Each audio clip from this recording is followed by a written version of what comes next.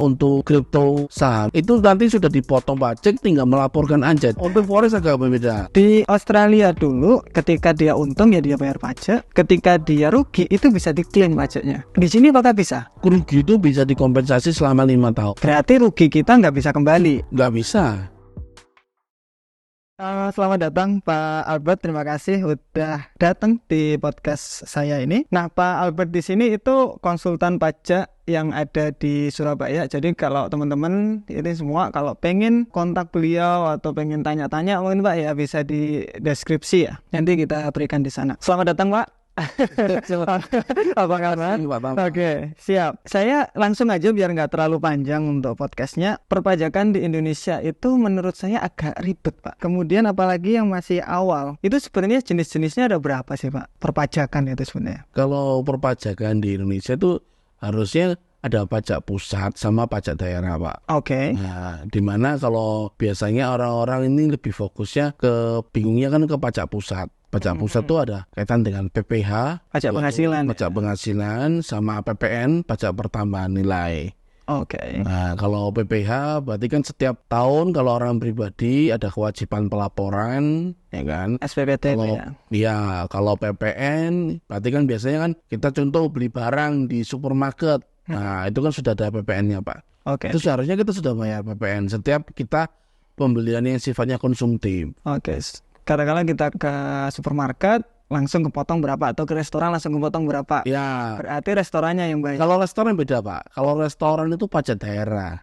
Oke. Kebetulan aja tarifnya sama. Oh, sekarang restoran tetap 10% ya pajak daerahnya. Kalau PPN kan 11%. Kalau dulu orang memperkirakan itu pajak 10% PPN, tapi realitanya bukan itu Pak, itu PP1 pajak daerah yang untuk restorannya. Tapi kalau PPN ketika kita beli di supermarket. Oh, oke, beda berarti ya. Iya, beda. Sebenarnya berarti ada dua jenis sebenarnya ya, daerah sama pusat ya. Benar. Nah, oke. Untuk pelaporannya ini sekarang kan Bapak udah lama nih di perpajakan nih, dari dulu sampai sekarang. Kan dulu mungkin belum digitalisasi toh, belum masuk ke komputer atau apa kan, kurang cepet toh. Kalau sekarang itu pasti lebih cepet nih. Enaknya di mana? Kalau dulu mungkin pelaporannya gimana ini? Kalau dulu pelaporannya kan harus ke kantor pajak Pak. Jadi kita siapkan berkasnya, SPT tahunannya, di-print dari rumah ke kantor pajak, ambil nomor antrian, dicek kebenarannya, diteliti lengkapnya, baru diterima.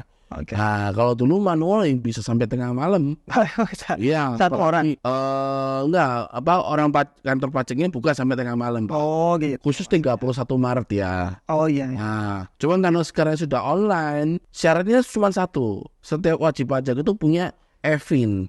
EVIN itu semacam kode dari kantor pajak untuk membuka sistemnya masing-masing wajib pajak.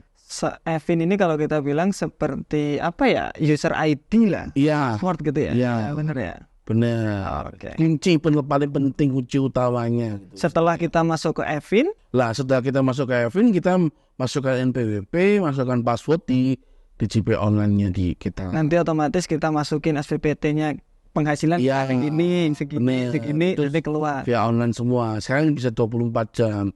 Cuman ya kalau akhir-akhir pada saat Maret ya pasti servernya biasanya sering down. Benar, soalnya banyak orang. Benar. Okay. Kalau itu di luar kapasitas.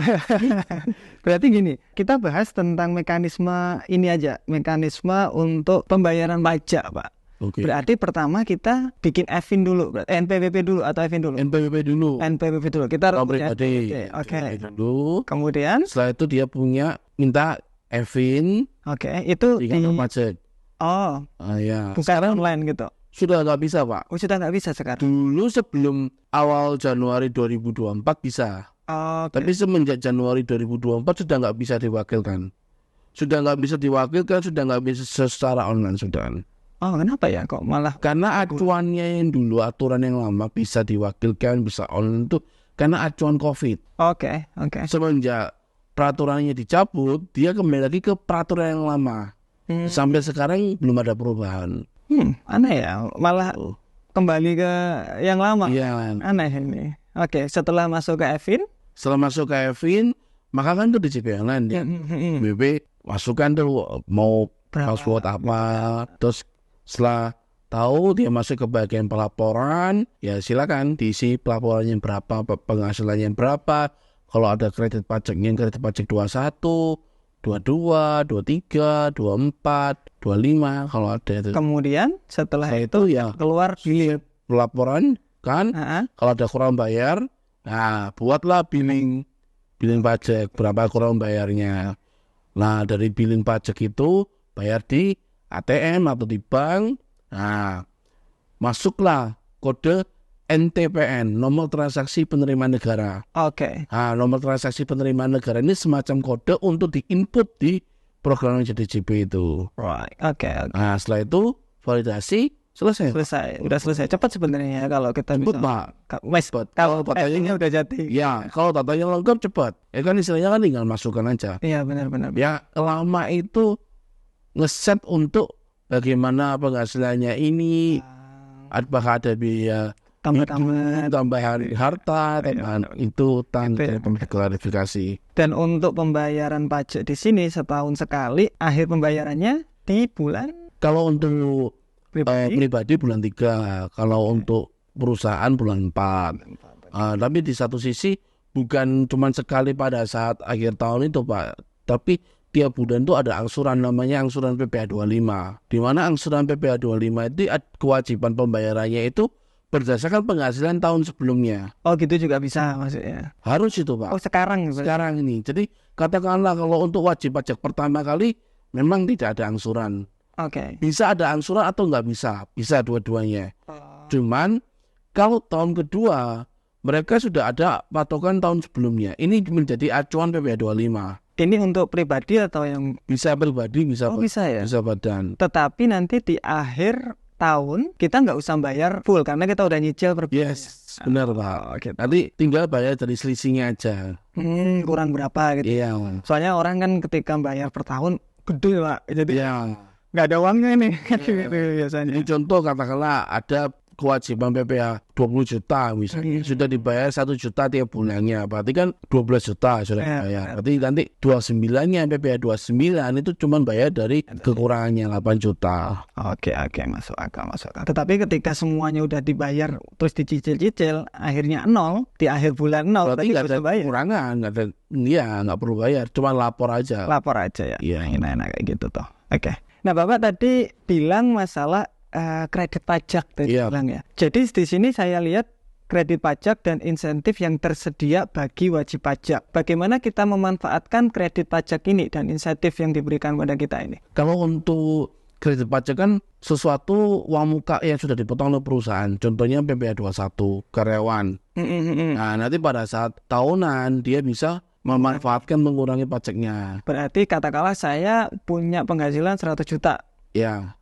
Untuk karyawannya 20 juta. Ya. Ini bisa dipotong. Iya, sebagian sudah dipotong. Selisihnya nanti bayar sendiri. Selisihnya berarti ada 80 juta yang terkena pajak itu bayar sendiri. Nah, sendiri. Gitu. Atau bisa juga orang pribadi ini kalau dia UMKM masih di atas belum lebih dari 4,8 miliar setahun. Karena ada tarif khusus itu, Pak, 0,5% dari omset. Fasilitas dari pemerintah. Oke, di bawah 4,8 M setahun.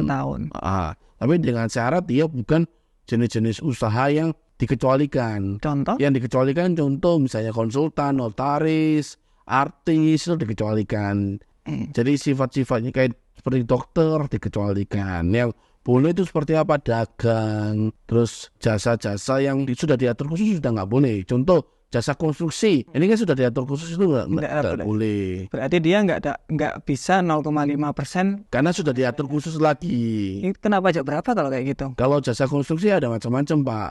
Kan dia ada yang perencana, ada yang pelaksana, ada yang pengawas. Itu biasanya berapa? Ada yang range 1,75, ada yang persen. Iya, 1,75%, ada yang 4% per nilai transaksi. Itu per tahun. Setahun flat, Pak. Setahun flat ya. Oke. Berarti katakanlah tadi penghasilan 100 juta tuh, 20 juta buat karyawan, tinggal 80. Nah 80 itu 4%-nya yang kena pajak gitu maksudnya. Ya, Ya. kalau itu jasa konstruksi ya Pak ya. Konstruksi bener ya. Nah, Kalau yang tadi contoh UMKM dagang hanya kena 0,5 iya, nya dari benar. yang Tergantung jenis penghasilannya Pak. Jadi 100 juta itu kan macam-macam Pak. 100 juta itu kan katakanlah bukan itu omset. benar. Omsetnya ini omset yang jasa konstruksi atau yang bukan, atau yang UMKM. Oh, Harus dipilah-pilah juga. Kalau UMKM kena yang 0,5, kalau yang konstruksi tergantung klasifikasinya, ada yang 1,75, ada yang itu. mereka bisa ngecek dari Semua itu ngeceknya ya dari itu Pak, dari transaksi kan masuk di rekening koran nanti semua. Nah, masuknya di rekening koran itulah yang nanti menjadi validitas data. Nah, nanti kita tinggal cek secara aturannya. Oke, untuk kantor pajaknya nih, taunya ini pengawas, ini dagang, itu dari mana? NIB-nya atau? Karena kan sifat pemajakan di Indonesia kan sifatnya kan self-assessment system. Oh, Di mana wajib pajak itu diberikan suatu kepercayaan penuh dari DJP untuk menghitung sendiri, melaporkan sendiri kewajiban perpajakannya. Pasti data utamanya pasti dari wajib pajak.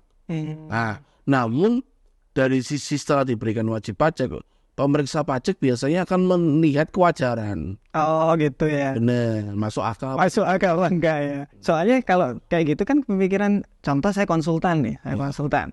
Nah, saya bilang aja ini saya dagang, kan bisa juga. Bisa, Nah, bisa juga kan. bisa Pak. Tetapi kan, Cuma kan kalau konsultan kan dalam tanda kutip kan tidak ada HPP Pak, contohnya. oh iya benar nggak kelihatan. Kalau dagang kan ada HPP ya. Oke. Nanti bagaimana membuat tax planningnya. Oh, oke.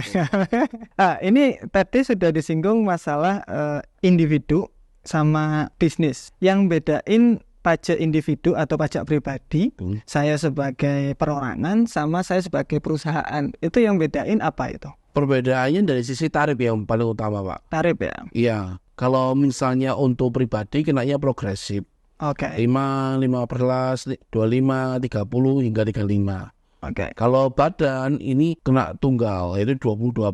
Kecuali omset yang belum di atas sampai 50 miliar dia dapat fasilitas bagian yaitu 4,8 M untuk omset yang range yang pertama ini dapat fasilitas 22% kali 50%. 50% dari 22%. 50% Dari dari 20, 22%. berarti 11%. 11% efektifnya.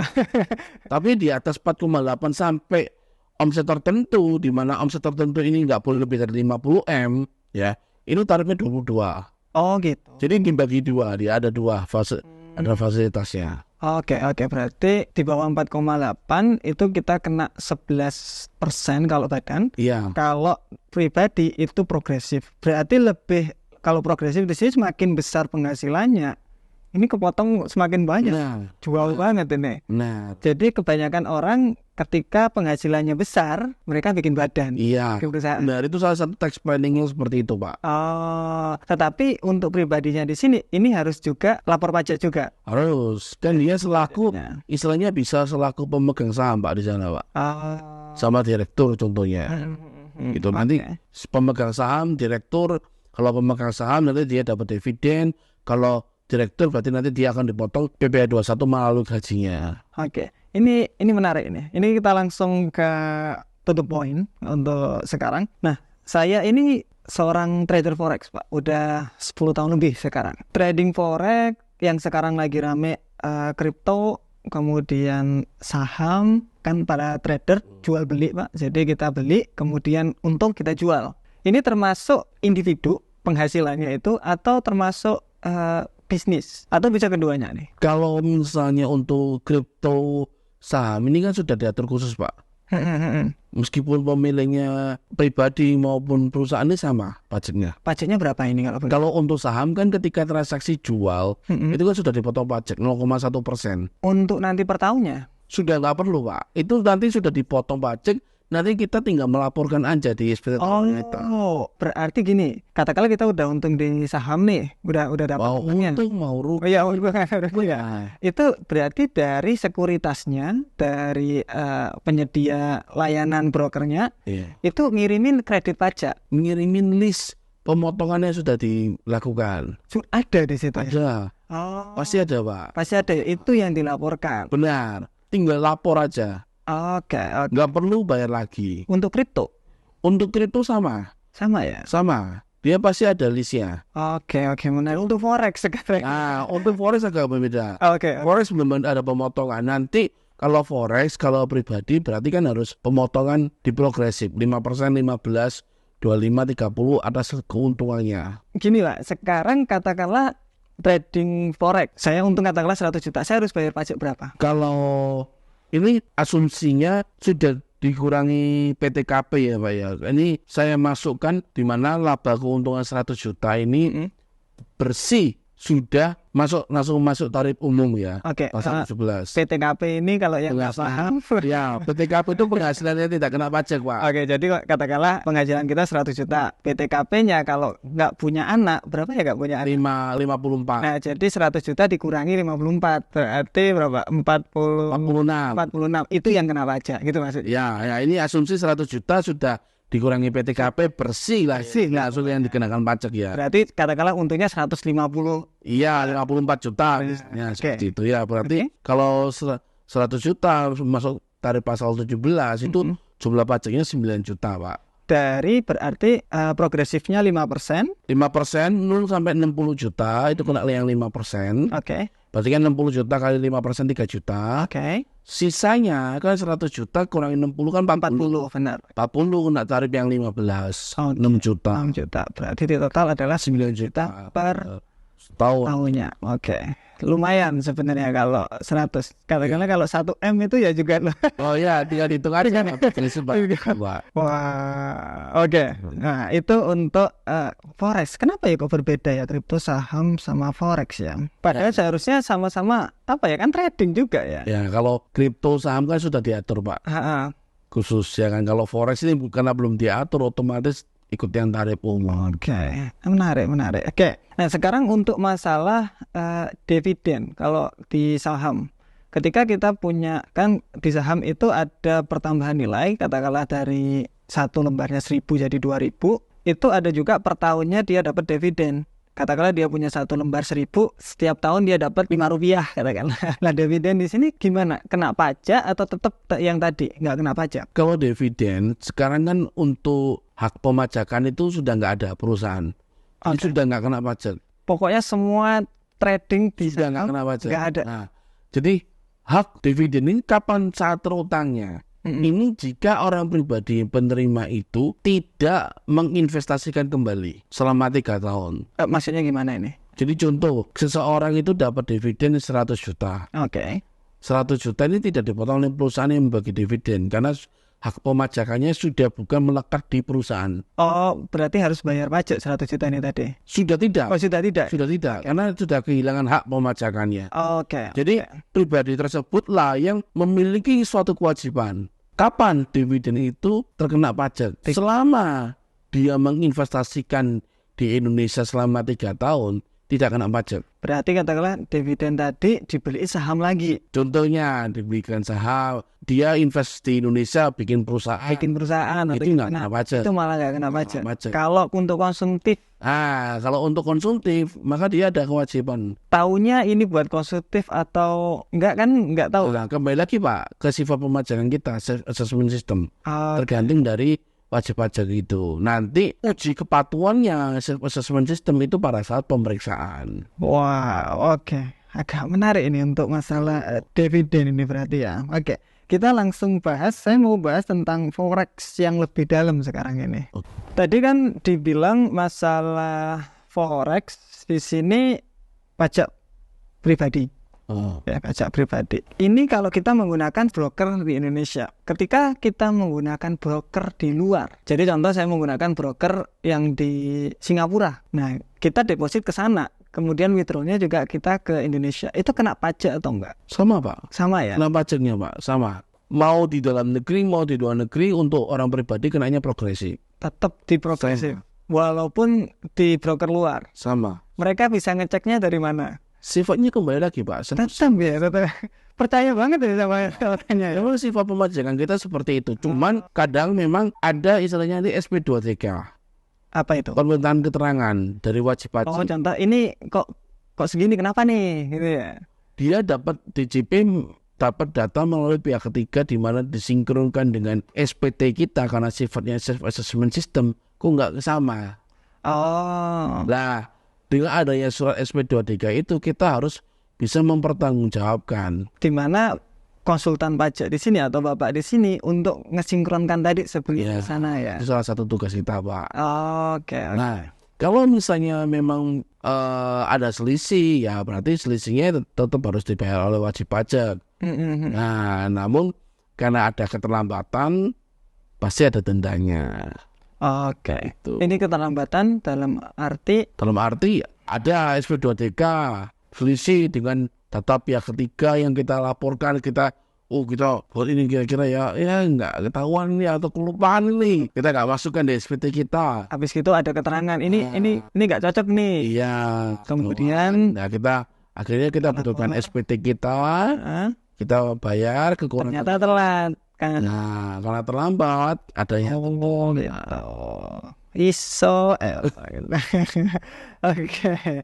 Untuk masalah pajak pendapatan pasif sekarang, Pak. Jadi contoh saya punya kos-kosan, tapi sekarang kos-kosan nggak kena pajak kalau nggak salah ya. Tahun ini Kos-kosan kenapa? kena ya. Kena. Kalau nggak salah yang baru ini nggak kena kalau nggak salah lo ya. Atau tetap ya? Kenapa? Kena ya. Setiap penghasilan itu pasti kena, Pak.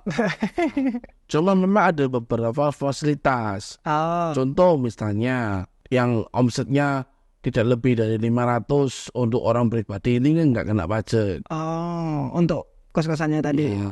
Soalnya saya mikir kan itu pasif loh. Kan kita nggak apa ya? Iya.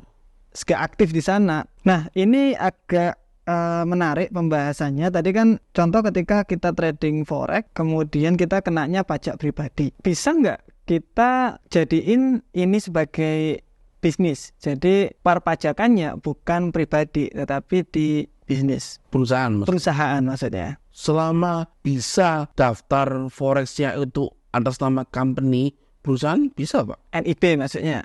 Iya, dicantumkan pemiliknya perusahaan. Oh, oke.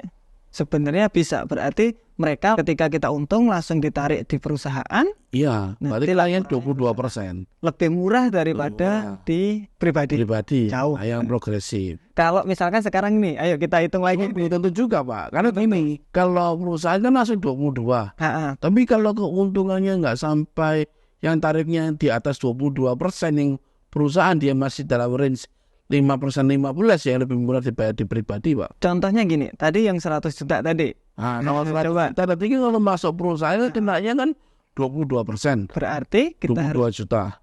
harus bayar berapa? 22. Ya, untuk bayar ke pajaknya? Keuntungannya. Kayak 100 juta keuntungannya. Ha? Tarifnya kan 22%. Itu yang kena pajak kan, Dok? Iya, berarti kan dari sisi perusahaan harus bayar 22 juta. Oh, lebih mahal berarti. Iya, lebih mahal. Karena kita pribadinya masih terkena tarif yang 15%. Oh, nanti kalau udah semakin Benar, kalau tarifnya pribadinya sudah mencapai di atas 22, yang 25, nah baru pasti lebih murah, Pak. Oke, jadi sebenarnya kita harus cek-cek lagi nih, lebih murah yang mana? Iya, nggak selalu perusahaan lebih murah juga. Oke, adakah perbedaan antara tax avoidance sama tax evasion? Kan ini tadi berarti tax avoidance atau penghindaran pajak. Ketika kita punya perusahaan, kita bayar karyawan dan lain-lain, itu kan berarti penghindaran pajak dan itu legal apa enggak? Jadi gini, secara garis besar ada yang legal sama ilegal ya, Pak. Iya, Pak, ya. benar istilahnya. Kalau legal berarti tax planning itu sesuai peraturan undang-undang.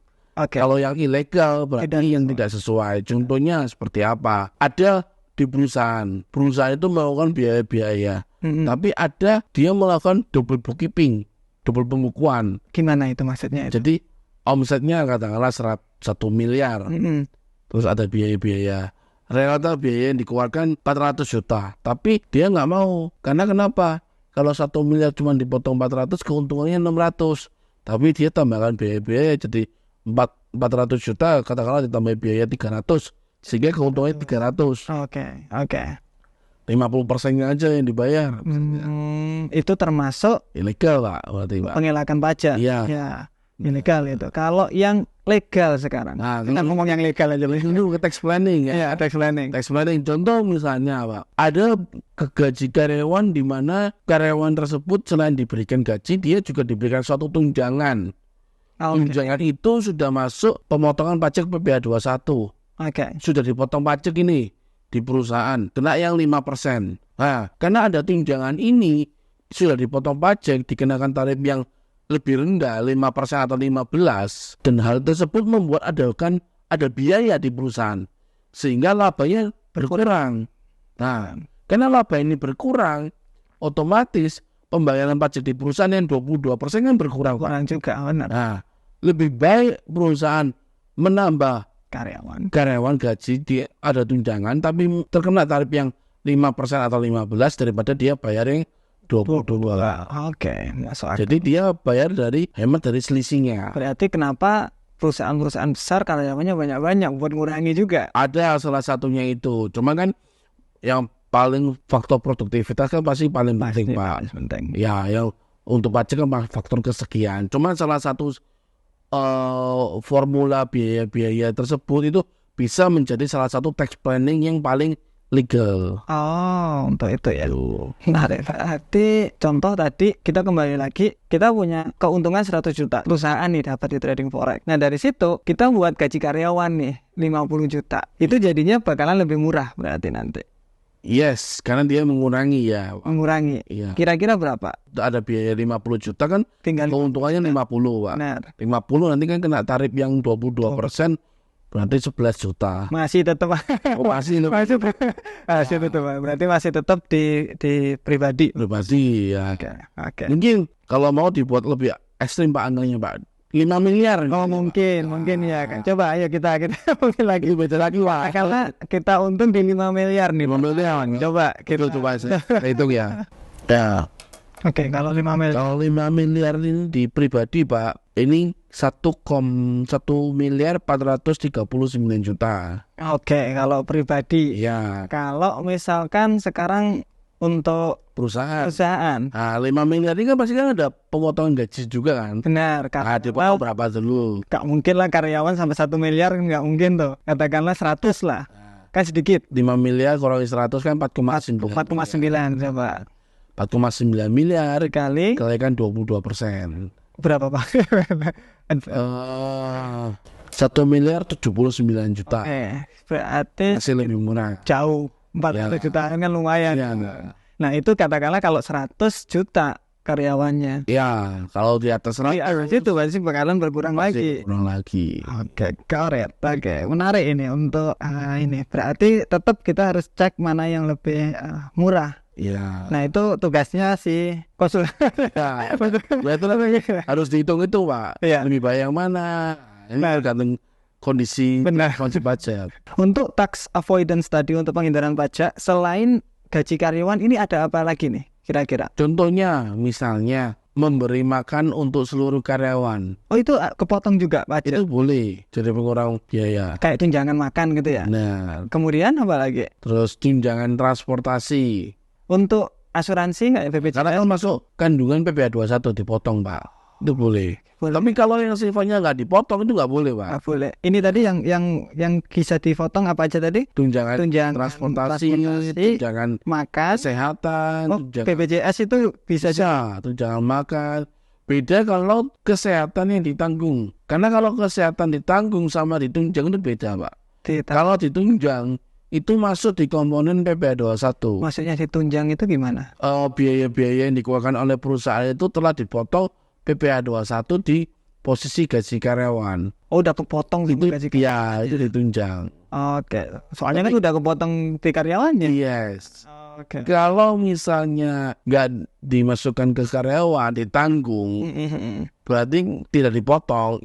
Ini merupakan natural atau kenikmatan. Kan tambahan tuh, Pak. Benar. Karena natural kenikmatan, dia tidak boleh menjadi pengurang. Oke, berarti kan katakanlah gajinya 4 juta. Kalau di dalamnya itu udah termasuk tunjangan, ya nggak boleh kan? Iya. Ya benar kan? Kalau dimasukkan tunjangan boleh, kalau nggak dimasukkan tunjangan nggak boleh. Nggak boleh.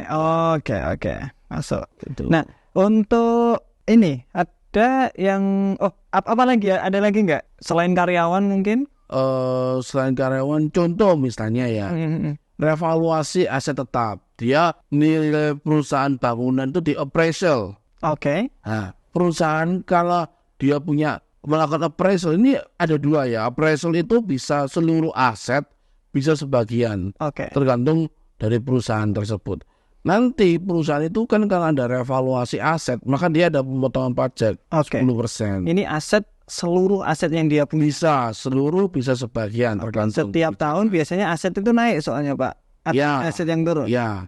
Cuma kan nggak mungkin tiap tahun kan di appraisal Pak. 10 tahun sekali misalnya, ya kan. Di appraisal dan sudah dipotong, dibayar oleh perusahaan 10%. Nanti pihak perusahaan karena sudah bayar pajak 10%, otomatis nanti dia akan ada beban biaya penyusutan kan bertambah karena ada revaluasi aset. Oke. Nah, revaluasi aset karena ada tambahan biaya, otomatis biaya ini akan mengurangi pajaknya dia yang 22%. Karena labanya akan berkurang labanya. Oke. Sehingga ada savingnya di sini 12%. Untuk si trader forex tadi. Nah, si trader forex contohnya tadi yang 100 juta, gimana dia bisa tax avoidance? Ada caranya? Orang pribadi. Kalau orang pribadi, dia kalau mau melakukan penghematan ya paling cuman dari sisi PTKP seperti itu Pak. PTKP nggak punya anak, dia punya anak gitu. Olah punya tanggungan. Ya cuma kan itu pun istilahnya kan cuma sedikit aja Pak. Untuk PTKP tadi, setiap PTKP itu ada tahapan. Jadi kalau nggak punya anak itu 54 juta. 54 juta. Punya anak 1 tambah 4,5. 59,5. 58. Kemudian punya anak 2 dan lain-lain itu bertambah terus. Maksimal 3 tanggungannya. Maksimal 3 ya. Untuk keluarga mungkin ibu itu nggak termasuk. Bisa ya masuk ya? Bisa, maksimal 3. Oh, berarti bisa dimasukin di situ harusnya. Untuk pengurangan di salah satu contohnya. Oke, masuk. Oke, untuk yang bisnis itu mungkin bisa pengurangan di apa ya kalau trader forex ya? Ya mungkin karyawan. Gaji karyawan, terus mungkin ada training pelatihan training juga bisa ya. Bisa. Benar untuk pengurangan ya. Tapi training seberapa? Istilah enggak besar. Ini agak menarik pembahasannya. Ketika saya di Australia dulu Pak, itu semuanya udah kepotong otomatis. Oke. Jadi saya kerja dapat full, udah kepotong pajak, udah otomatis di sana. Nah, ketika saya pulang di Indonesia, bingung saya. Ini perpajakannya bagaimana? Nah, makanya saya ketemu sama Pak Albert ini untuk membantu saya dan ayo Pak, ajari saya ini pajak seperti apa sih sebenarnya di Indonesia. Nah, di Australia dulu itu para tradernya itu dianggap sebuah bisnis. Jadi di perusahaan. Nah, di mana bisnis di sini menarik? Ketika dia untung ya dia bayar pajak. Ketika dia rugi itu bisa diklaim pajaknya. Di sini apakah bisa? Kalau di Indonesia agak berbeda Pak. Agak berbeda. Oke. Nah, kalau untung dikenai pajak, kalau rugi tidak bisa jadi pengurang Pak. Lah, kok bisa ini ya? Dikecualikan Pak. Apalagi kalau penghasilannya dari luar negeri ya. Tapi kalau posisinya di Indonesia dan kita sudah melakukan pembukuan bisa. Pembukuan maksudnya? Pembukuan untung ruginya. Untung rugi dari perusahaan tersebut? Ya, itu bisa. Tapi kalau penghasilannya di luar negeri, kan labanya kan dikenakan pajak di Indonesia. Karena kan sifat pemajakan di Indonesia kan buat income juga. Oke. Nah, tapi kerugian di luar negeri itu nggak bisa. Nggak bisa ya? Contohnya perusahaan A dia punya keuntungan di Indonesia 100 juta. Keuntungan di negara A 150. Negara B rugi 250. Seharusnya kan secara akumulatif dia nggak untung Pak. Karena 100 tambah 150 kurangi 250 kan 0, zero kan. Nah, cuman di Indonesia nggak mau kerugiannya. Tidak bisa jadi pengurang. Jadi cuma keuntungannya aja yang boleh. Berarti itu kan di luar dong. Ya. Katakanlah saya pakai broker Indonesia. Oke. Apakah bisa buat jadi pengurang? Kalau broker di Indonesia bisa. Dengan cara kita ada pembukuannya. Jelas. Oke, berarti katakanlah saya sekarang rugi 1M. untuk tahun ini. Itu pasti kantor pajak butuh sesuatu dong buat nunjukin ini loh saya ruginya di Nah itu pembukuannya itu. pembukaan statement itu Ya, ya. nanti kerugi itu bisa dikompensasi selama 5 tahun maksimal. Maksudnya gimana sampai 5 tahun ya? Contoh misalnya tahun ini tahun 2024 rugi 1M, 2025 rugi lagi 2M, 2026 untung 5M. Oke. 5M ini bisa dikurangi kerugian 2025 sama 24, 1M sama 2M itu. Oke. Jadi 5M kurangi 2 kurangi 1. Jadi dia cuma bayar dari 2M-nya aja. Ini aja berarti intinya di sini dari 5 tahun tadi gapnya dikalkulasi berapa nih? Iya, maksimal 5 tahun. Jadi kalau 2024 dia bisa sampai 2029 maksimal. Berarti harusnya kalau kita pakai broker di Indonesia itu lebih menarik karena kita bisa bayar berkurang pajaknya. Ya, cuma ada kewajiban pembukuan ya Pak ya. Iya, iya. Itu. Kalau pembukuan kan hanya untuk apa ya? Nunjukin ini loh kita untung segini. Nah, segini. tapi kalau pribadi kan melekat Pak, pribadi Pak. Seluruh kewajibannya, Contohnya? kewajiban dia bukan broker aja, mungkin dia ada penghasilan X lainnya, dagang atau jadi pelatih, guru. Nah ini semua wajib pembukuan. Oke. Sebenarnya pembukuannya ini ribet enggak sih Pak sebenarnya? Nah kalau pembukuan ya sesuai dengan akuntansi gitu aja Pak.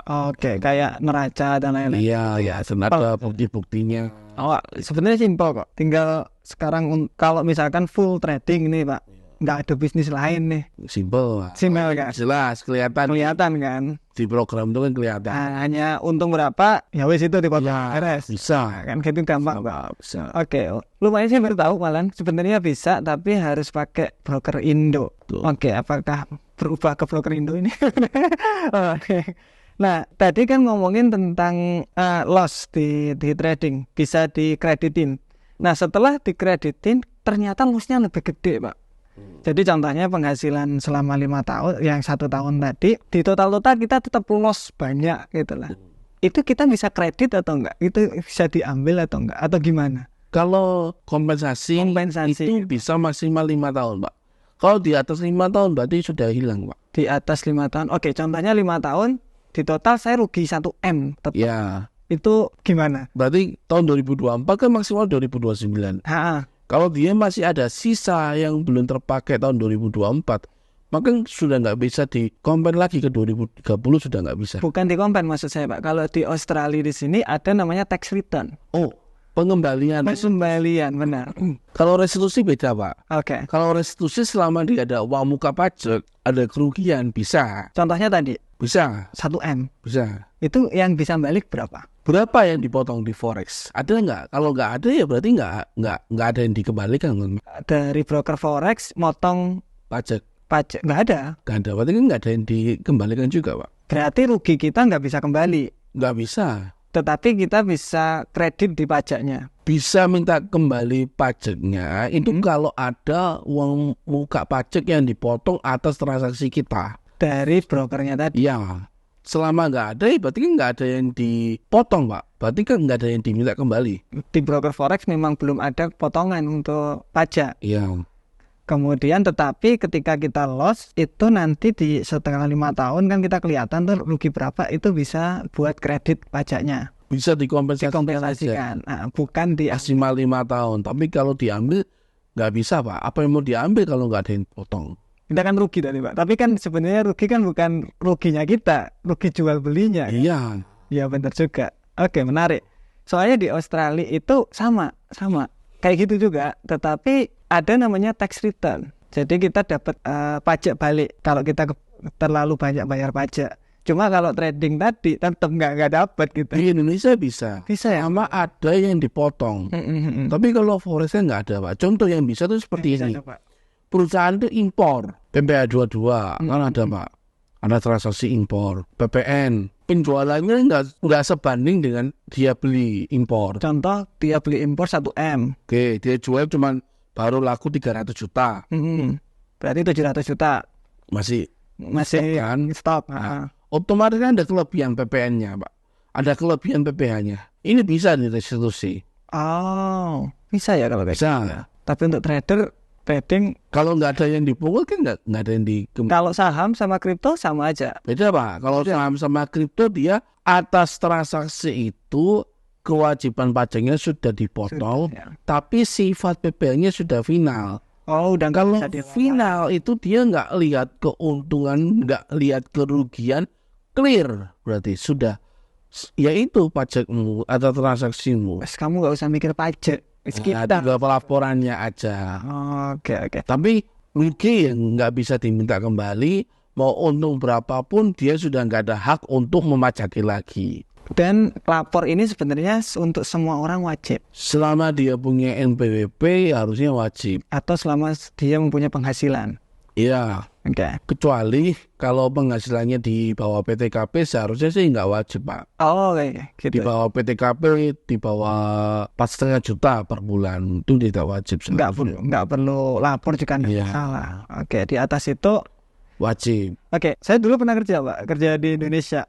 Itu kan 4,5 tuh per bulannya. Saya digaji kecil dulu, tapi dikasih tunjangan bisa. Oke. Katakanlah saya mikir dulu, ketika orang itu katakanlah PTKP-nya 4 juta, dia digaji 3 juta, yang 1 juta tunjangan. Itu harus bayar pajak atau enggak? Kalau selama lebih dari PTKP harus bayar, Pak. Oh, walaupun itu tunjangan bukan gaji. Iya, karena tunjangan itu sifatnya bisa berupa uang, bisa berupa fasilitas, bisa berupa natura apapun kenikmatan, tapi itu dipotong pajak. Oh, ya tetap aja harus bayar pajak ya. Nah, tujuannya apa? Biasanya tunjangan itu supaya bisa menjadi biaya secara pajak di perusahaan. Oke. Supaya dia hemat 22%.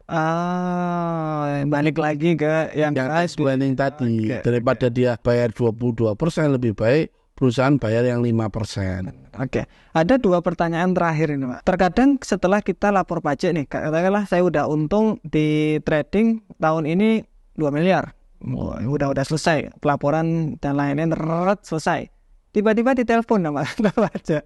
Itu biasanya kenapa dan cara cara menanggulanginya gimana? Kalau itu berarti biasanya ada data pihak ketiga, Oke, tidak sinkron dengan pelaporan pajaknya kita. yang tadi tahap pihak ketiga di sini termasuk contohnya. Ada bukti potong Mm-mm. yang sudah dipotong oleh pihak lain, tapi kenapa kok tidak dilaporkan? Mereka punya datanya berarti. Punya apa? Karena kan sudah masuk di sistem. Berarti contoh kalau misalkan kita punya endorse gitu ya, itu langsung kepotong pajak atas nama NPWP kita. Ya, tapi kita nggak lapor atas penghasilannya itu. Itu bakalan Ya, Oh gitu.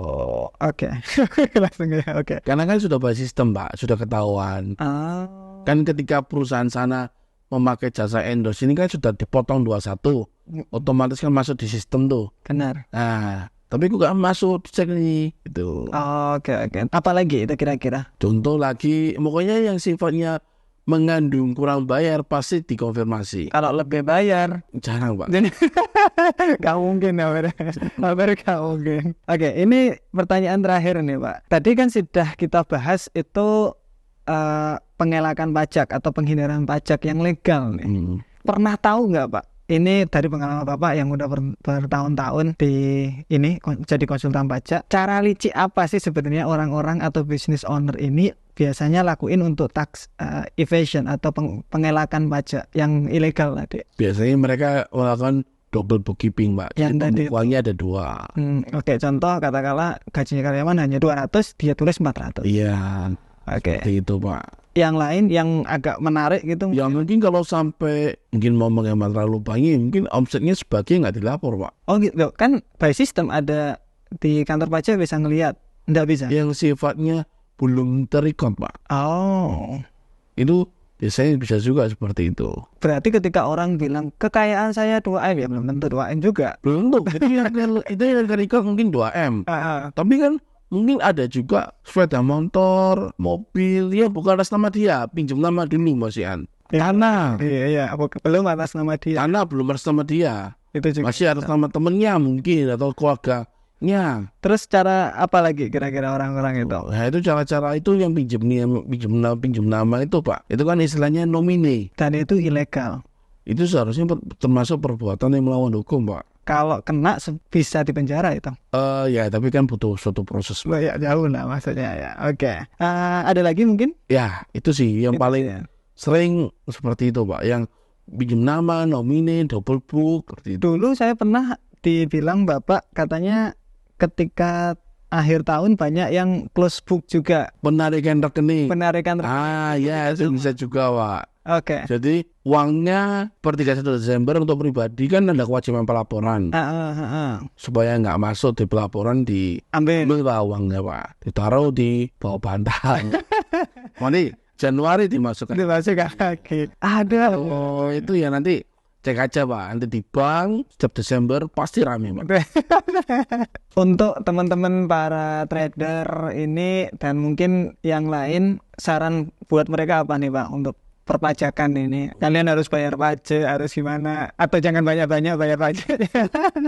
Itu apa? Silakan. Ya kalau bisa, kalau kita setiap ada penghasilan, ada harta, ada kewajiban. Kalau kita membuat satu tax planning lah Pak. Tapi tax planning itu ya dimana kita bijak. Dengan tax planning bijak ini kita menghindari adanya surat dari kantor pajak. Ya saya rasa sih cukup Pak. Seperti itu aja gitu ya. Oke, jadi misalkan ya para trader mungkin misalkan dapat untung, ya dilaporin. Ya gitu ya. Agak misalkan nggak dapat, ya bisa dilaporin juga buat ngurangin. Mungkin ya kita harus obrak-obrak broker Indo biar lebih murah atau gimana gitu kan juga bisa. Nanti semoga aja ini bisa kayak gitu nanti. Oke, terima kasih banyak Pak udah datang di Trader Podcast kita dan udah jauh-jauh dari rumah ke sini. Terima kasih banyak. Oke, thank you semuanya.